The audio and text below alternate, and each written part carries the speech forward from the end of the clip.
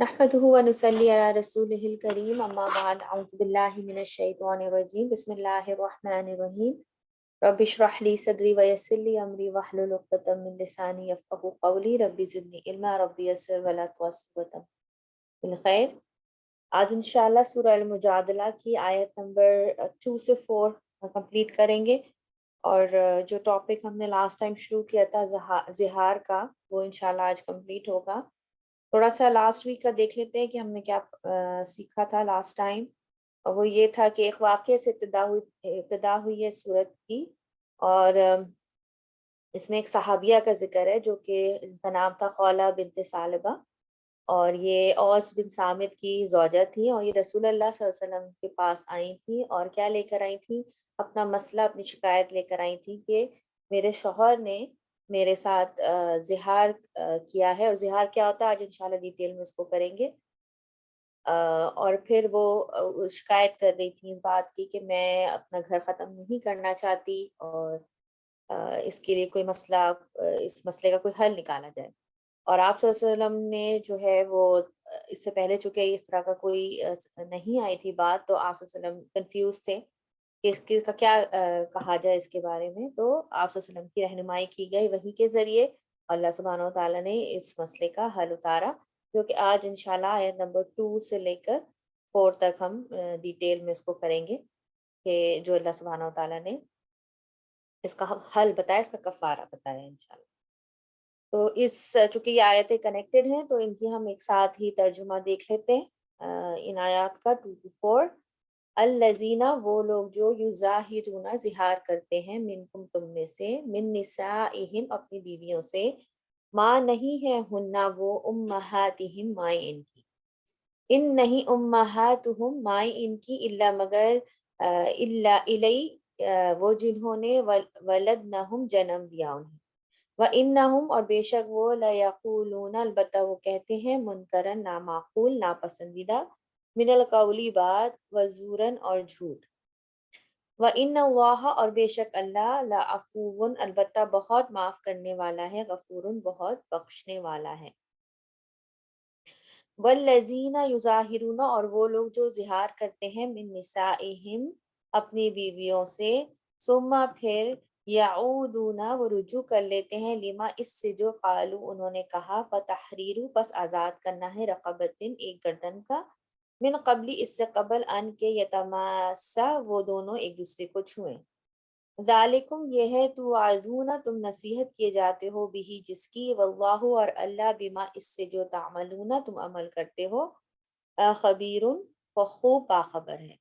फमन तो जो कोई लम ना यजिद पाए, यानी गुलाम ना पाए, फसियामु तो रोजे रखना, शहरैनी 2 माह के, मतताबिआइनी मुसलसल,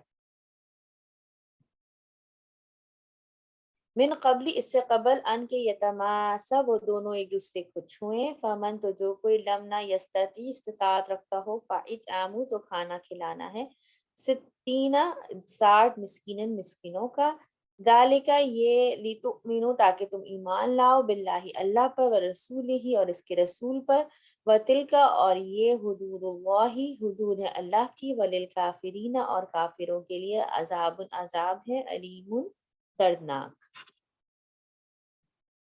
तो ये पूरी आयत नंबर 1 से लेकर 4 तक जो है वो ज़िहार का कानून जो है वो कुरान में बयान है। अब यहाँ पर बात की जा रही है अल्लज़ीना युज़ाहिरूना। युज़ाहिरूना से क्या मुराद है? युज़ाहिरूना बिज़्ज़ाहारा इसका रूट वर्ड है और इसका मतलब होता है पुष्ट, पीठ के लिए इस्तेमाल होता है। ठीक है? पीठ, पीठ के लिए आता है। और ये अरबों में क्या तरीका था इसका, कि 2 हराम, यानी बेसिकली ज़िहार होता है हराम करना बीवी को अपने ऊपर। और 2 तरह से ज़िहार होता था अरबों, ये जाहिलियत के दौर से था। और 2 तरह से होता था। एक तो ये है कि वाज़ेह अल्फाज का इस्तेमाल होता था, जैसे कि जो हमने शुरू में पढ़ा फर्स्ट आयत के उसमें, कि बाकायदा इस तरह के अल्फाज कहना कि तुम्हारी जो पीठ है वो मेरी माँ की जैसी है। ठीक है? इस तरह के अल्फाज अता करना ये बिल्कुल क्लियर अल्फाज में जो है वो हराम करने बीवी को होता है। ठीक? और दूसरा जो तरीका था वो कनायतन था। और कनायतन में क्या होता था, यानी کہ وہ اس طرح سے اگر بولنا کنایتن کیا ہے، اس طرح سے بولنا کہ تم میری ماں کی جیسی ہو، ٹھیک ہے، اس طرح سے بولنا کہ یعنی اس کے معنی اب دونوں ہو سکتے ہیں کہ آئدر تم میری ماں کی طرح قابل احترام ہو، یا اظہار کا ارادہ ہو، دونوں معنی ہو سکتے ہیں۔ اسی طرح جیسے کہہ دیا جاتا ہے کہ تم تو میری ماں ہی بن گئی ہو، ٹھیک ہے، یہ کہا جاتا ہے تم تو میری ماں ہی بن گئی ہو۔ تو اب یہ جو چیز، آنٹی آپ کا وہ کھل گیا ہے، اسٹاپ ویڈیو کر دی، میں نے کر دیا، ٹھیک ہے۔ تو اب یہ کہہ دینا کہ جیسے کہہ دینا تم تو میری ماں ہی بن گئی ہو، تو یہ کیا ہے کہ اس میں نیت حرام کرنے کی نہیں ہو سکتا ہے کہ اس میں نیت حرام کرنے کی نہ ہو، بلکہ یہ نیت ہو کہ بھئی تم اتنی انسٹرکشنز دیتی ہو کہ تم تو میری ماں ہی بن گئی ہو بالکل، ٹھیک ہے، یا تو مجھے اتنی نصیحت کرتی ہو کہ تم بالکل میری ماں کی طرح بہیو کری ہو۔ تو نیت کا فرق اس میں آ جاتا ہے، ایک ہوتا ہے جو کہ بالکل ایبسولوٹ اظہار ہوتا ہے جس میں واضح الفاظ استعمال ہوتے ہیں، دوسرا طریقہ ہوتا ہے کنایتن جو کہ جس میں نیت جو ہے وہ حرام کرنے کی نہیں ہے۔ اور جاہلیت کے دور میں تین طرح تھے، طلاق کے تین طریقے تھے جاہلیت کے دور میں، ٹھیک ہے، اسلام سے پہلے۔ اور وہ کیا تھے کہ ایک تو یہ زہار جو میں نے آپ کو بتایا، اور زہار جو ہے وہ 3 طلاق کے برابر ہوتا تھا، اور اس میں رجوع کا حق نہیں ہوتا تھا، یہ طلاق بائن ہوتی تھی، اس کے بعد رجوع کا کوئی حق نہیں تھا۔ اس کے علاوہ ایک اور طریقہ ہوتا تھا الہ کا، الہ جو ہے وہ انشاءاللہ قرآن میں آگے آئے گا، تو اس کو ہم پڑھیں گے ڈیٹیل میں۔ ویسے اس میں ایک صرف آئیڈیا کے لیے آپ کو بتا رہی ہوں کہ وہ طریقہ کیا ہوتا ہے کہ اس میں اگر کوئی شوہر بیوی پر الزام لگائے، اس نے غلط طریقے سے بیوی کو دیکھا کسی غلط حالت میں کسی کے ساتھ، تو پھر وہ شوہر بیوی پہ اس کا الزام لگائے اور 4 گواہ نہ پیش کر سکے، تو اس پر جو ہے پھر میاں بیوی دونوں قسمیں کھاتے ہیں کہ تین بار دونوں قسم کھاتے ہیں کہ نہیں یہ جھوٹ بول رہا ہے، یہ جھوٹ بول رہا ہے، اور چوتھی بار جب قسم کھاتے ہیں تو اس بات کا ایڈیشن کرتے ہیں کہ ہم میں سے جو بھی جھوٹ بول رہا ہے اس پر جو ہے وہ اللہ کی لعنت۔ تو اس طرح سے جو ہے وہ قسمیں کھلوائی جاتی ہیں اور اس کے بعد ان کی علیحدگی کروا دی جاتی ہے، ٹھیک ہے۔ تو یہ ایک اور طریقہ تھا، یہ ڈیٹیل میں انشاءاللہ قرآن میں آگے آئے گا۔ اور تیسرا جو طریقہ تھا وہ طلاق کا طریقہ تھا، جو کہ ریگولر طلاق ہوتی ہے، اور اس میں یہ کئی بار اپنی بیویوں کو طلاق دیا کرتے تھے، کوئی کوانٹٹی کا یہ مطلب وہ نہیں رکھتے تھے، کہیں کہ 3 طلاق کا وہ نہیں رکھتے تھے، بلکہ ملٹیپل طلاق دیا کرتے تھے۔ اور اللہ سبحانہ و تعالیٰ نے زہار کو اور الہ کو کیا کر دیا، یہ اب برقرار نہیں ہے، ان کو حرام قرار دیا، اب زہار کو حرام قرار دیا اور طلاق کو برقرار رکھا، جو ہماری شریعت، ٹھیک ہے۔ تو یہاں پر کیا بتایا جا رہا ہے کہ الذین یظاہرون منکم من نسائکم، وہ لوگ جو زہار کرتے ہیں تم میں سے اپنی بیویوں سے۔ تو یہاں سے یہ بھی پتہ چلتا ہے کہ نسائہم سے یہاں کیا مراد ہے، بیویاں، اپنے زوج مراد ہیں، اور زہار جو ہے وہ صرف بیوی سے ہوتا ہے، ٹھیک ہے، لونڈی سے بھی ایون نہیں ہوتا، یہ صرف بیوی سے ہوتا ہے۔ اور نہیں وہ ان کی مائیں، ماں ہن امہاتہم، نہیں وہ ان کی مائیں، ٹھیک ہے، ان کے کہنے سے کچھ نہیں ہو جاتا، وہ ان کی مائیں نہیں بن جاتی، بلکہ ان کا الگ رشتہ ہے، ماں کا الگ رشتہ ہے۔ اور یہاں سے یہ بھی پتہ چلتا ہے ہمیں کہ اس طرح کے الفاظ ادا کرنے میں ذرا جیسے میں نے آپ کو بتایا کہ ایک کنایتن ہوتا ہے، لیکن اس پہ دونوں طریقے سے تھوڑا سا انسان کو کیئرفل ہونا چاہیے، اور اس طرح کی باتیں نہیں کرنی چاہیے۔ یوزلی ہم بول دیتے ہیں لیکن اس طرح سے نہیں کہنا چاہیے۔ نہیں مائیں ان کی مگر وہ جنہوں نے جنم دیا انہیں، یعنی ماں تو بتایا جا رہا ہے کہ وہی ہے جس نے تمہیں پیدا کیا، اور اس کے علاوہ آپ کو پتہ ہے کہ جو رضائی مائیں ہوتی جنہوں نے دودھ پلایا وہ رضائی مائیں کہلاتی ہیں۔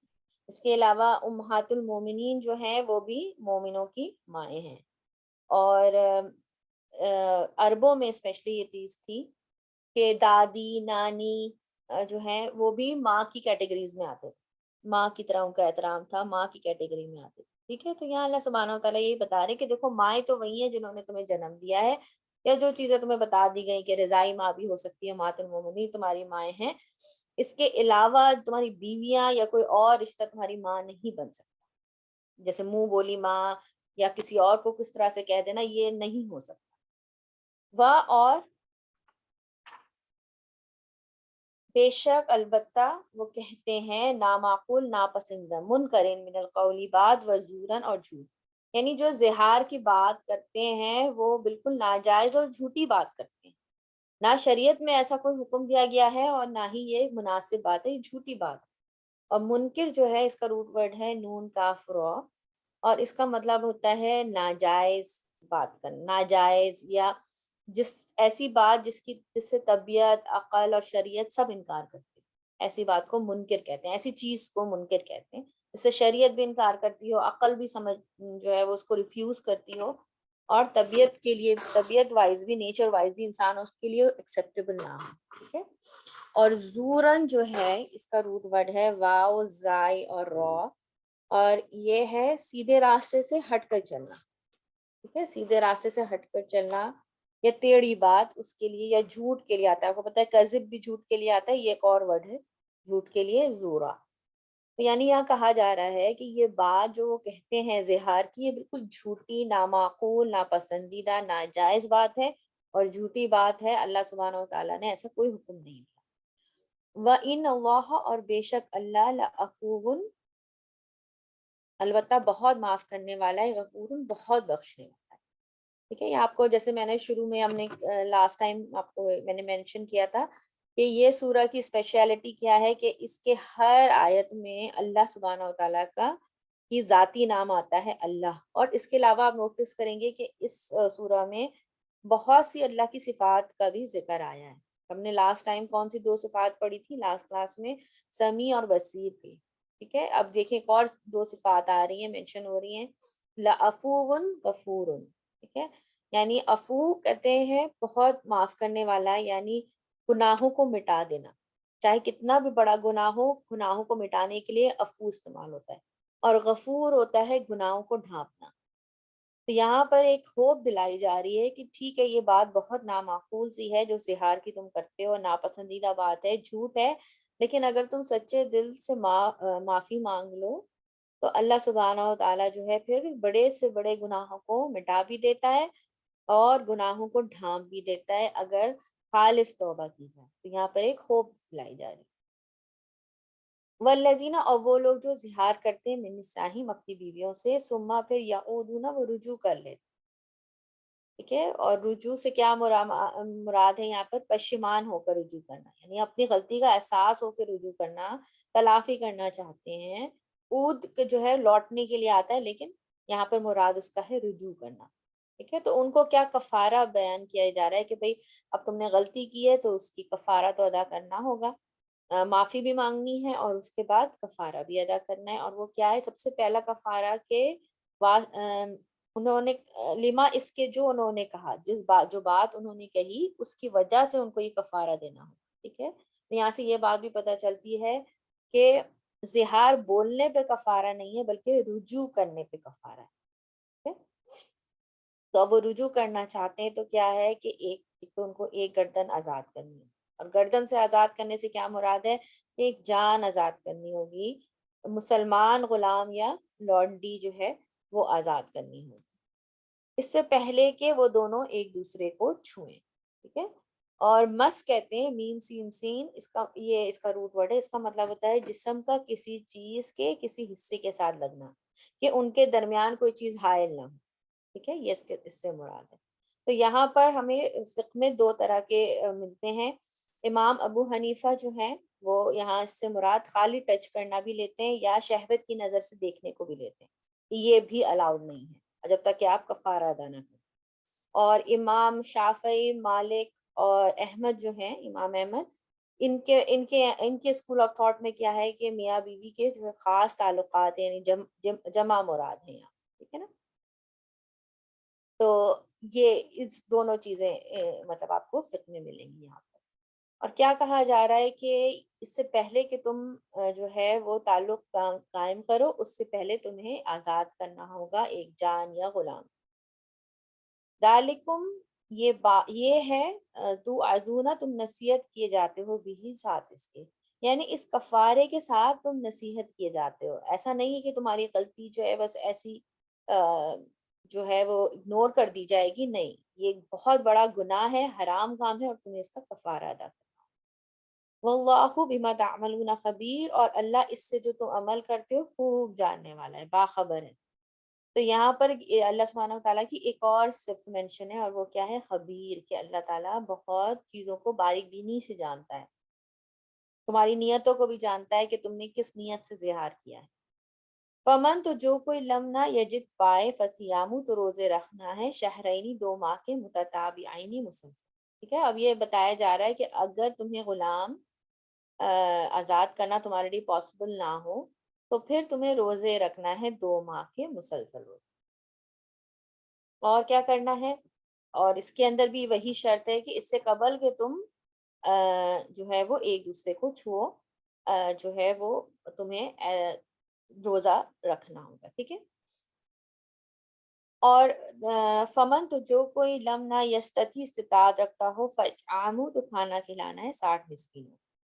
اب یہاں پر 2 3 چیزیں نوٹ کرنے والی ہیں کہ ایک تو سب سے بڑی بات جو یہاں پر بتائی گئی کہ ترتیب کا لحاظ کرنا ہوگا، ٹھیک ہے۔ جو بتایا جاتا ہے وہ یہ کہ ترتیب کا لحاظ کرنا ہوگا، کہ پہلے کوشش یہی کرنی ہے غلام آزاد کرنا، ٹھیک ہے۔ اس کے بعد اگر وہ میسر نہیں ہے، وہ نہیں پاسبل ہے، تو پھر روزے رکھنا ہے مسلسل پے در پہ۔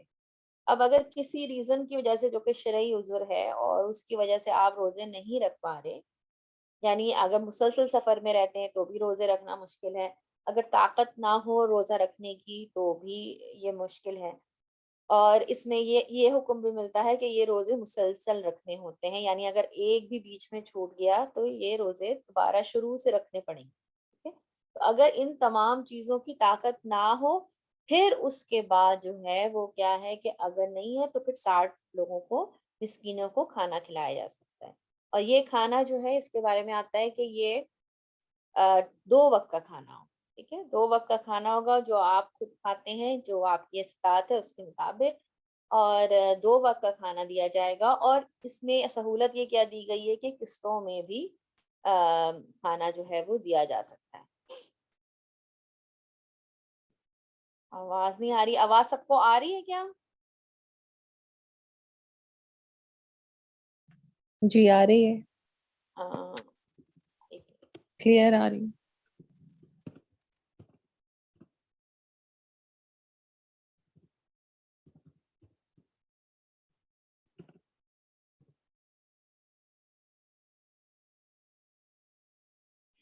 چلیے، اعوذ باللہ من الشیطان الرجیم، بسم اللہ الرحمن الرحیم۔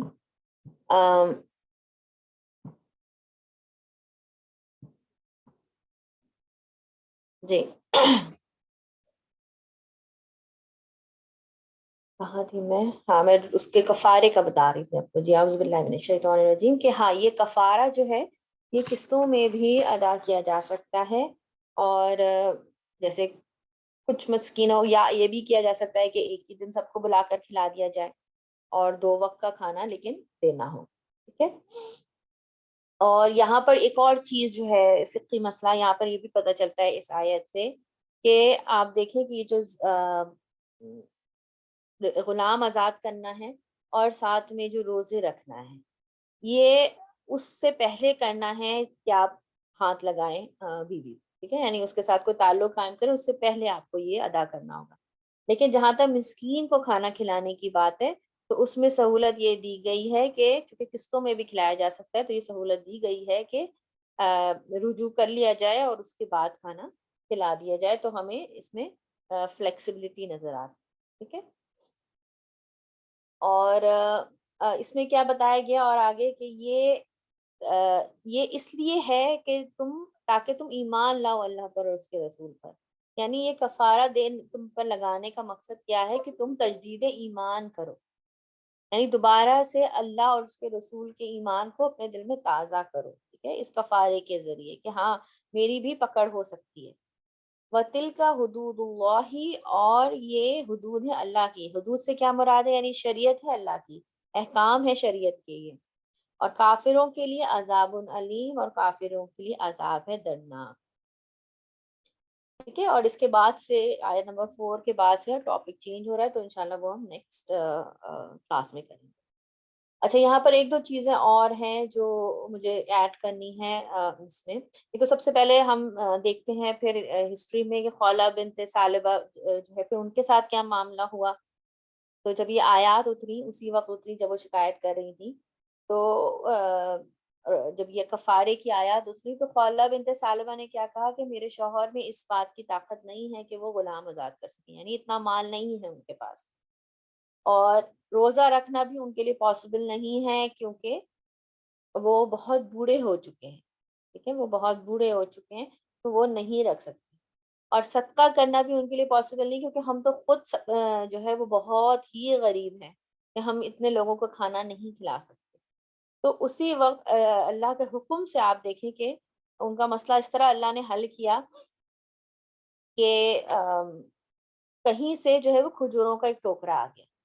کھجوروں کا ایک ٹوکرا آیا اور خولہ بنت ثعلبہ نے کہا کہ میں اپنی طرف سے ایک ٹوکرا اور دے سکتی ہوں. یعنی شوہر جو تھا وہ مالی طور پہ اسٹیبل نہیں تھا تو بیوی نے کہا کہ میں ہیلپ کر دیتی ہوں اور میں شوہر کی مدد کر دیتی ہوں، میں ایک ٹوکرا اور ارینج کر دیتی ہوں. ٹھیک ہے، تو آپ صلی اللہ علیہ وسلم نے کیا کہا ان کو کہ ٹھیک ہے بہت بہتر ہے، یہ تم جاؤ اور اس سے کہو کہ 60 مسکینوں میں یہ کھجور تقسیم کر دیں. ٹھیک ہے، اور اپنے چچا زاد کی طرف لوٹ جاؤ. یعنی وہ کزنس تھیں، کزنس بھی تھے آپس میں، تو کس چیز سے ریفر کیا آپ صلی اللہ علیہ وسلم نے؟ ان کے رشتے سے ریفرنس دی ان کو کہ تم اپنے چچا زاد کی طرف لوٹ جاؤ. اور یہاں جو مین ہمیں بہت بڑا سبق ملتا ہے وہ یہ کہ آپ دیکھیں خولہ بنت ثعلبہ کا ایک کردار جو ہمارے سامنے آیا ہے کہ گھر کو بچانے کے لیے، فیملی کو بچانے کے لیے انہوں نے آخری حد تک کوشش کی. ٹھیک ہے، اور وومن امپاورمنٹ کی بات کرتے ہیں ہم بہت زیادہ انڈیپینڈنس کی بات کرتے ہیں، لیکن دیکھیں ان عورتوں سے زیادہ انڈیپینڈنٹ کون تھا؟ یہ گئی رسول اللہ کے پاس، ان کو مسئلہ ہوا، ان کے شوہر نے غصے میں ایک بات بول دی، لیکن یہ چونکہ گھر رکھنا چاہتی تھی، اس کی کوشش کرنا چاہتی تھی، اور پتا تھا کہ شوہر کی بھی نیت خراب نہیں، بس غصے میں انہوں نے بول دیا ہے، تو وہ گئی رسول اللہ صلی اللہ علیہ وسلم کو شکایت بھی کری. ایسا نہیں ہے کہ انہوں نے کنسرن شخص کے ساتھ اپنی شکایت کی، یہ نہیں کہ ہر ایک کو بولنا شروع کر دیا. کنسرن شخص کے پاس گئیں جو ان کی ہیلپ کر سکتا تھا، اس کے پاس گئیں، اس کو شکایت بھی کی، اللہ سے بھی شکایت کی، اور ان کو اپنا مسئلہ بیان کیا اور اپنے مسئلے کا حل مانگا، جس پر اللہ سبحانہ و تعالیٰ نے ان کے اصرار پر یہ آیات اتاری.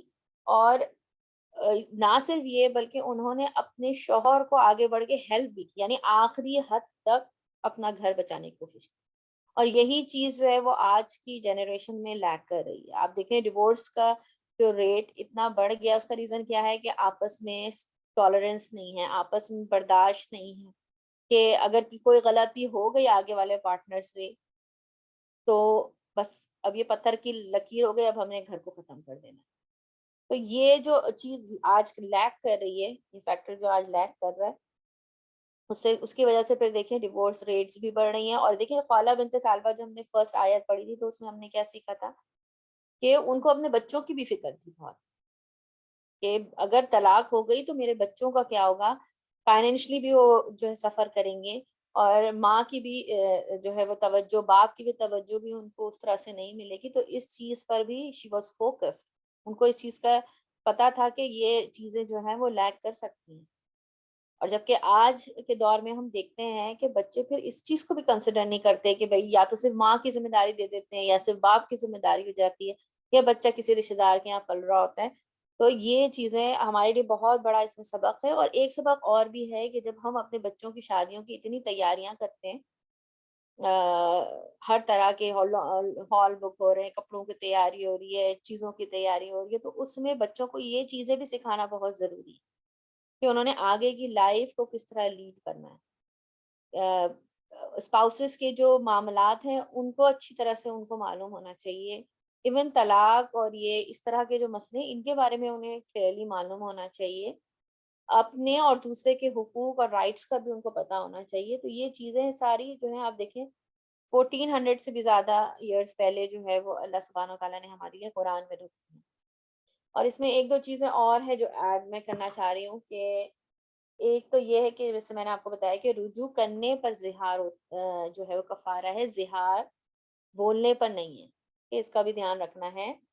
اور اس میں ایک اور مسئلہ یہ بھی بتایا جاتا ہے کہ غلام کی عمر جو ہے وہ کوئی بھی ہو سکتی ہے، ٹھیک ہے، ینگ بھی ہو سکتا ہے، بوڑھا بھی ہو سکتا ہے، ایسی کوئی پابندی نہیں ہے کہ بس اسی عمر کا غلام ہو، ٹھیک ہے۔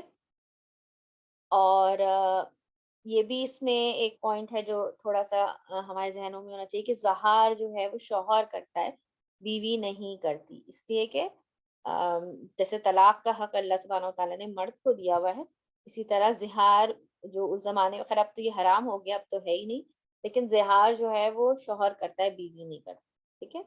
تو یہ حرام ہے، اگر کسی نے آج کے دور میں بھی زہار کیا ہے تو جب وہ رجوع کرے گا تو یہ کفارے اسے ادا کرنے ہوں گے، اور وہ شوہر ہی کرتا ہے۔ اچھا، کفارہ جو ہے وہ مرد پر ہوگا۔ یہاں تو خولہ بنت ثعلبہ نے ایکسٹرا آرڈنری طریقے سے اپنی فیملی لائف کو بچانے کے لیے ایک انڈیپینڈنٹ ڈیسیشن لیا ہے انہوں نے، وہ ایون وہ اپنے شوہر کے پاس واپس پلٹ کر بھی نہیں گئی، اور انہیں رسول اللہ سے خود ہی ساری چیزیں ڈسکس کر لی کہ نہیں بھائی، وہ غلام بھی آزاد نہیں کر سکتے، وہ صدقہ، اس کی روزے کی بھی ان کے اندر ہمت نہیں ہے، صدقہ ہی ایک طریقہ ہے جو کر سکتے ہیں، اس میں بھی میں ہیلپ آؤٹ کروں گی، ٹھیک ہے۔